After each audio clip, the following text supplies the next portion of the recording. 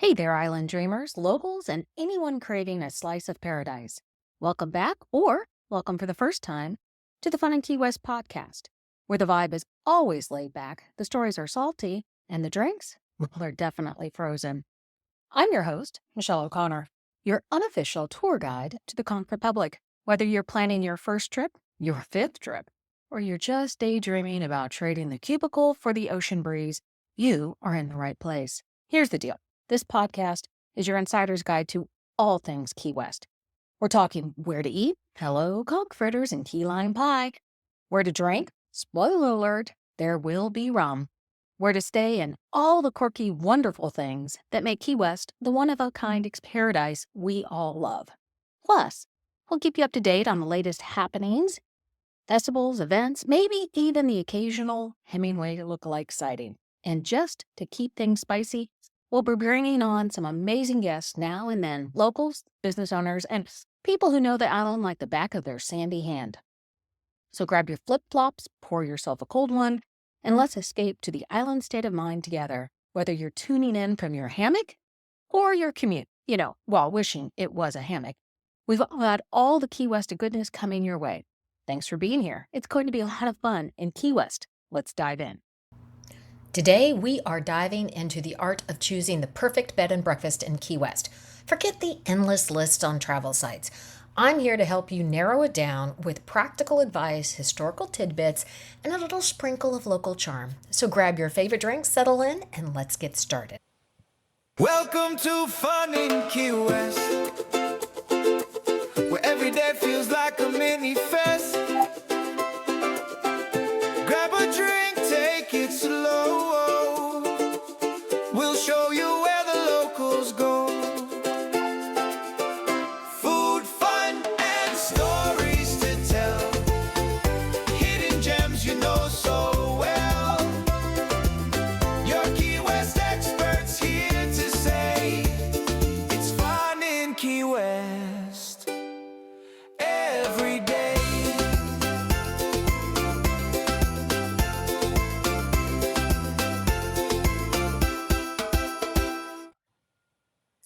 Welcome to another episode of First Timer Friday. Thank you so much for being here and tuning in to the Fun in Key West podcast.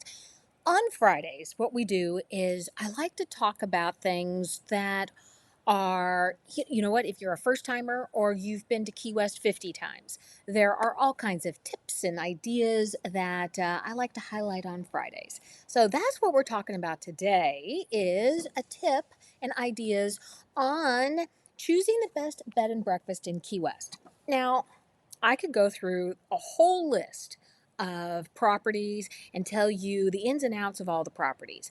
But I thought, you know what?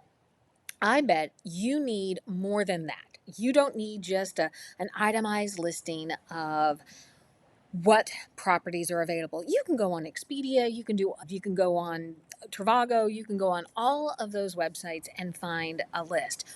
What you're going to need, and this is what I'm going to give you today, are those tips and those ideas on why you choose a certain property and the amenities and the reasons why you choose those properties. So if you're joining me live, I am so glad that you are. And if you are, please drop a, hey, I'm here so I can do a shout out. So I understand as you start to go through your list of places to stay in Key West, it can be extremely overwhelming. There is a lot to choose from. There's a huge collection of inns and boutique hotels and guest houses, especially in Old Town. I'm going to digress a little bit into some historical reasons for that. As we talk about, Key West has gone through a lot of economic iterations. They had wrecking and sponging and a lot of other things that occurred in Key West. And they were encouraged, that the citizens of Key West and the homeowners of Key West were encouraged during the Depression era to offer their homes as bed and breakfasts. And so a lot of these historical homes have remained to be a bed and breakfast or a boutique hotel or some sort of hospitality venue. And so that's a lot of the reasons why you see so many in Key West, and a lot of the homes are no longer privately owned or privately lived in. But there's a bunch. So you get off of Duval, you go a couple streets over into the the residential section, and they're going to be more residential in the nature over there. But there, as you start to explore the options, it's, are you looking for that historic Key West vibe? Are you looking for a boutique modern vibe? And a lot of these options start to blur together.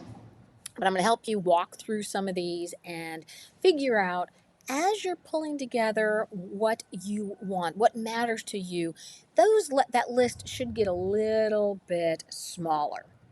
So, the first big question, what does a bed and breakfast in Key West really mean? Not all bed and breakfasts in Key West have experiences that are created equal. So, as you start to look through of them, some of them offer a complimentary breakfast or a complimentary continental breakfast. And others offer breakfast add ons or partner with nearby cafes. So, truly understanding, what does breakfast mean and what is included? And what does it actually look like? What does your breakfast going to look like? Are you going to get Greek yogurt and fresh fruit? Are you going to get baked goods? Are you going to get coffee by the pool? Are you going to get a full hot breakfast or just some light grab and go snacks?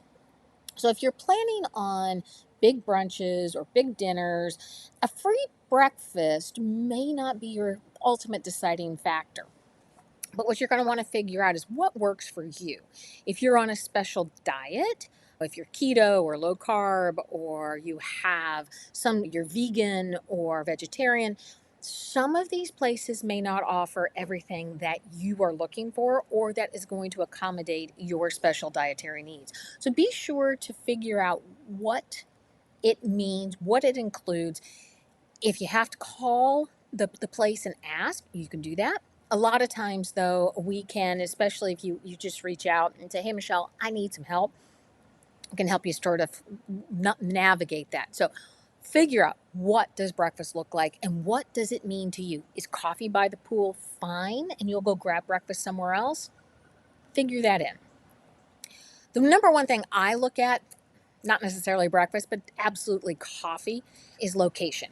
Location, and how much do you want to walk or can you walk? There is a huge difference in downtown Key West.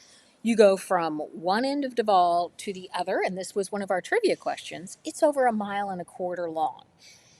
So if you are at the southern end and you head all the way to the other end of Duval, and round trip, I mean, you're at 2.5 miles. And if you're not used to walking, that can be a long walk.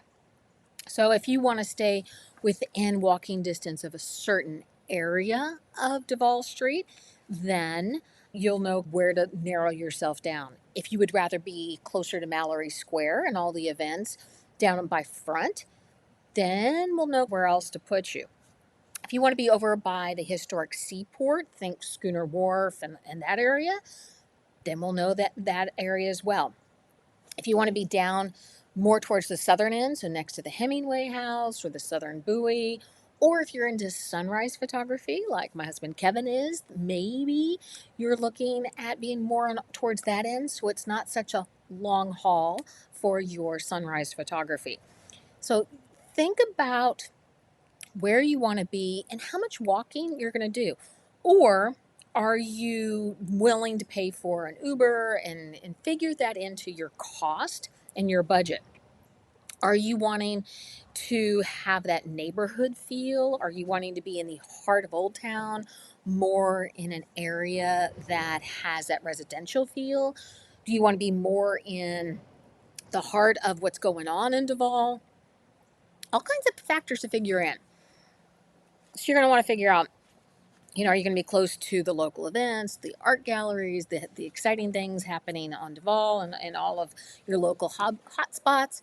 Or are you going to be wanting to have a place that you can go to after you've experienced all of that? It's a little more quiet.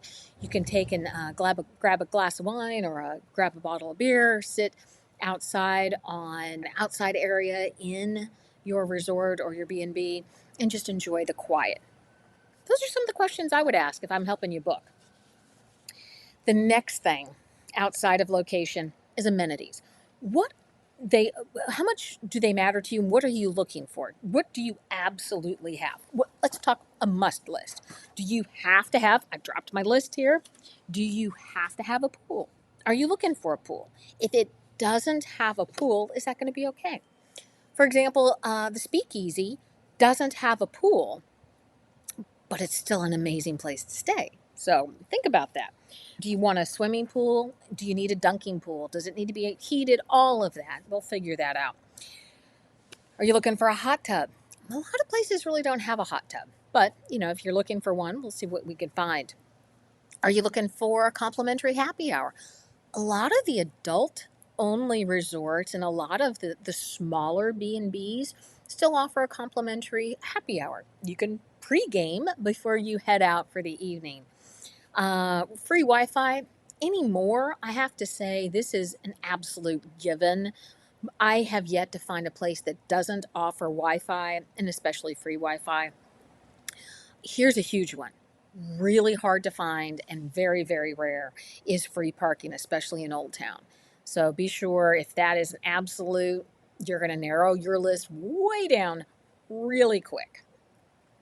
Do you want garden feel? Do you want a lot of vegetation that surrounds it so you have these little pockets of places that you can go sit and experience? Do you want a place that has just peaceful, quiet vibes, or do you want a place that offers activities by the pool? They're playing live music by the pool during the day. Let's build some of that in. Here's some nice to haves in case this is something else you're looking for. Some places have bike rentals on location, so you're not going to go having to go out and rent a bike and have it delivered.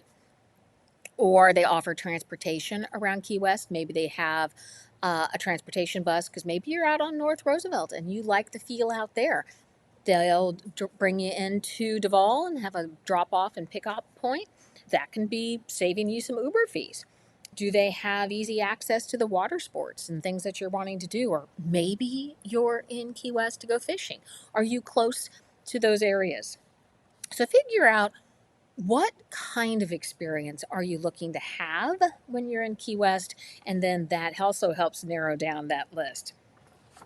So rooms. Let's talk rooms. What makes a comfortable stay versus just a place to sleep? We have stayed in places that I have to tell you, you're shimmying sideways to get around the bed. And I've stayed in other places that, holy cow, my family could fit in this room. There is no right answer or wrong answer. I think outside of everything else that we just talked about, the breakfast, the amenities, and the location, I think the room, to me, becomes very, very minor in terms of its size.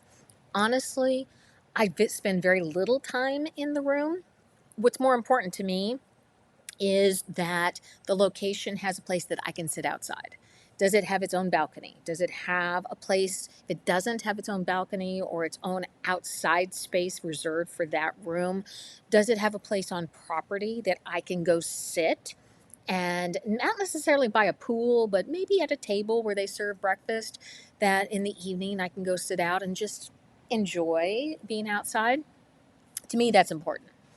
If a comfortable room and it's just okay because it's going to work and it's just where I'm going to sleep and shower and get dressed is fine for you, that list doesn't really get too much narrow. If you're looking for luxurious accommodations, yeah, that list might get a little more narrow. But here's where I think you have to have that balance. Comfortable can also mean historic and quirky, and you're going to have rooms that are in a weird angle, that are weirdly shaped, that are kind of tucked inside houses that maybe you have no idea what its original purpose was for.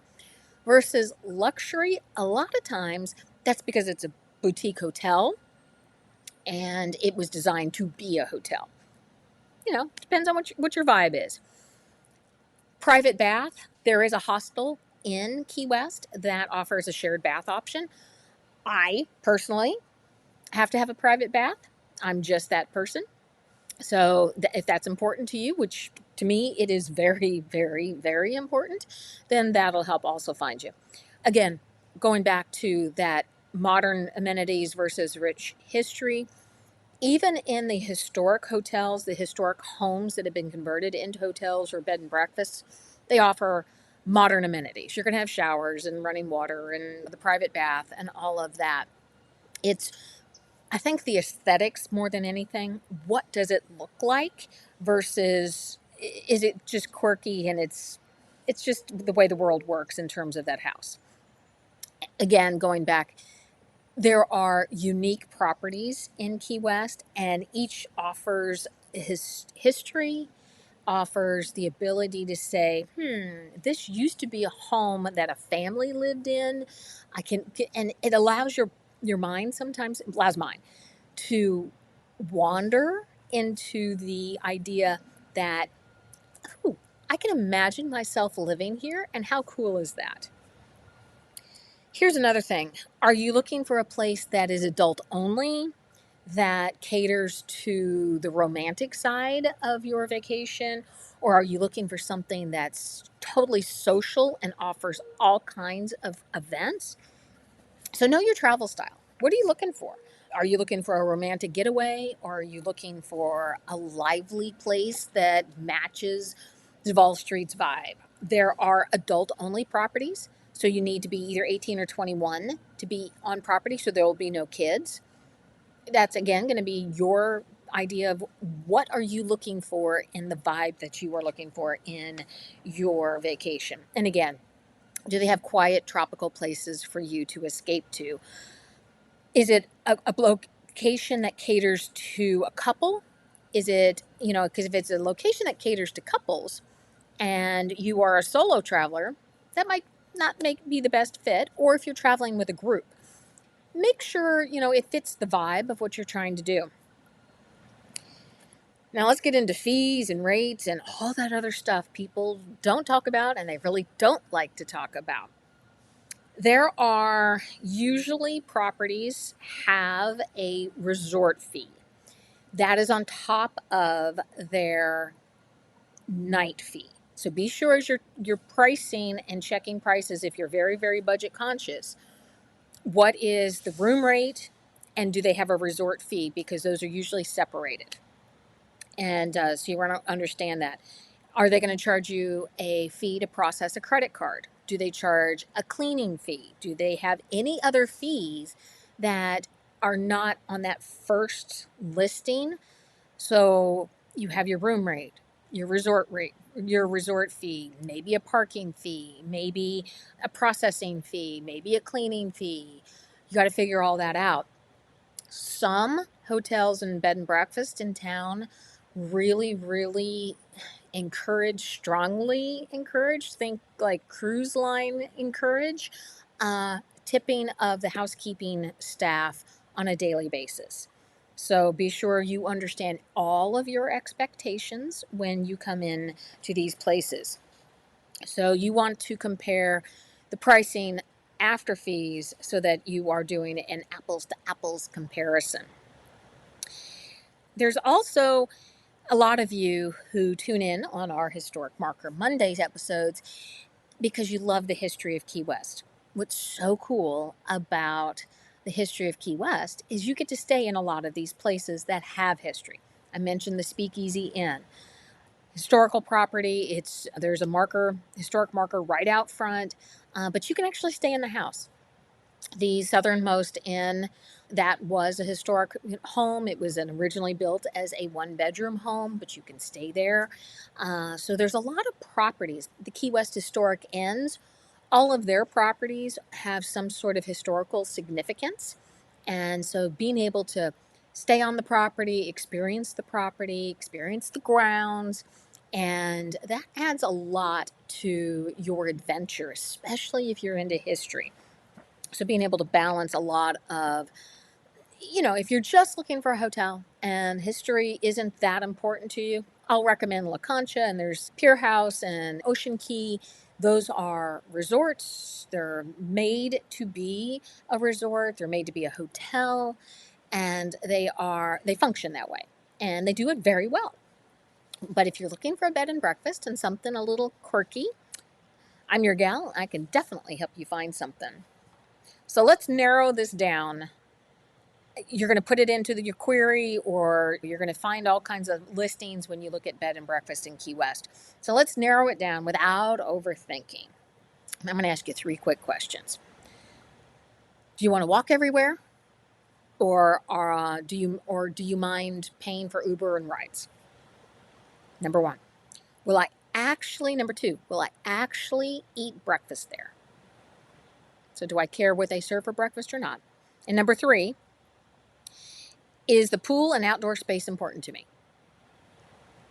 Because that determines sometimes location outside of actual location in relation to where you want to go, but what do the grounds look like and how much property do they have? So again, heart of Key West, are you going to be there? Are you going to be tucked inside a place that has some really amazing gardens? And that allows you to have the best and memorable stay, right? So Key West, as you can tell, has a lot of options. And I'm telling you, you run it through Trivago, you run it through Expedia, and even if you start to filter for some of these amenities and location and breakfast or no breakfast or price, you're still probably going to end up with a list that's a little long. That's what I'm here for. Reach out to me and say, Michelle, hey, I need help. Can you give me some ideas, some places to stay? Have you been here? Have you been there? Give me your idea of this property. This is what I want. This is what I'm looking for. Will this property do it? Always happy to help. As we had Kevin on with Out of Here Travel, he's happy to help you book that as well. So it takes away all of the stress and strain. You just tell us what you're looking for and we can make that happen. Some of the ones you're going to find on the list as you start to look through is you're going to have Ambrosia. Great property. Island City House over on Eaton Street. I've stayed there multiple times, stayed in several of their buildings.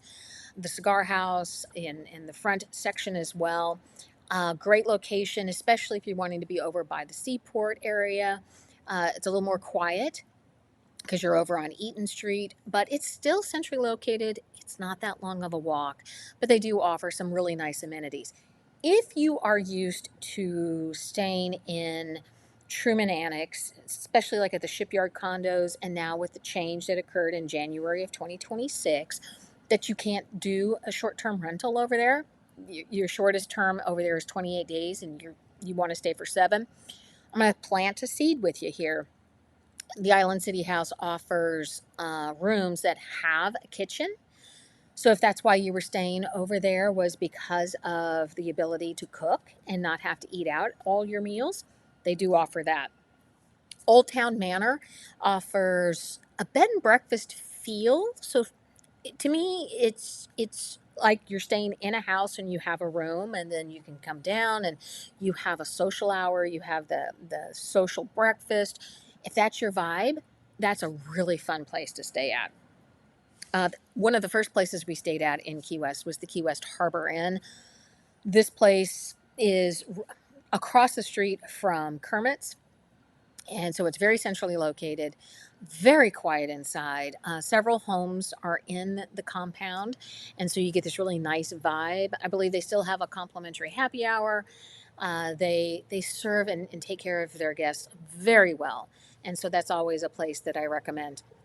And another place that I always love is the Key West Historic Inns. They have multiple properties that you can check out, and each of them have a history attached to them. So you have like the Lighthouse, and you have Ella's Cottages, and they each have their own unique story and vibe. And so happy to help you choose which one that you're looking for. So as you can see, I could have done a whole laundry list of the best bed and breakfast in Key West. But I think that's a subjective list because it depends. Like I always say, what are you looking for? That depends. And it always depends on what you're looking for, what's important to you, and what is going to make your trip absolutely memorable and fantastic. And that's what I hopefully gave you, was an idea of maybe how to filter out a lot of those the list. And again, if you get overwhelmed, DM me, reach out, say, hey, Michelle, I need some help.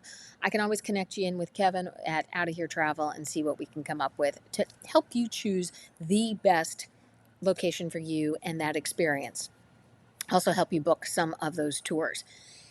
So that's a lot, isn't it? This will be all put together in a nice blog post for you, and it'll be linked. But in the meantime, there is a lot more information on where to stay and some other tips and tricks and travel ideas over at, I'm going to send you there, FunInKeyWest.com. And so be sure to check out under where to stay. So there's some ideas over there, and gives you an idea of some of our adventures that we've had in Key West and some ideas of how to spend 3, 4, 5 days. While you're over there, sign up for our happy hour list that gets you on our newsletter. And that then lets you become part of our trivia contest. Every week, I have a trivia question that I send out. If you get the answer right, you get to be in the drawing. I draw once a month. It's a Key West swag box, and you'll love the box. Everybody seems to be loving the box once we started this.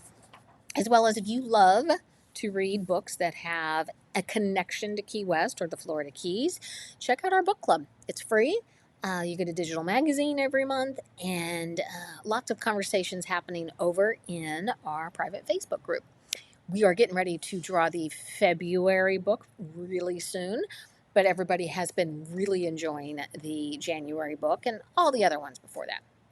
I am Michelle, and thank you so much for stopping in, watching, listening for another episode of our First Timer Friday. And with that, you guys have a great Friday, have a great weekend, and we will talk to you later. Bye. Well, I hope you're feeling inspired and ready to find your perfect Key West getaway. Remember, if you're feeling overwhelmed or just need a little guidance, I'm here to help. Just reach out. Don't forget to check out FunInKeyWest.com for even more tips, travel ideas, and so much more. And while you're over there, sign up for our happy hour list to join in on the trivia fun and maybe win some Key West swag. Until next time, have a fantastic day and keep chasing those island vibes.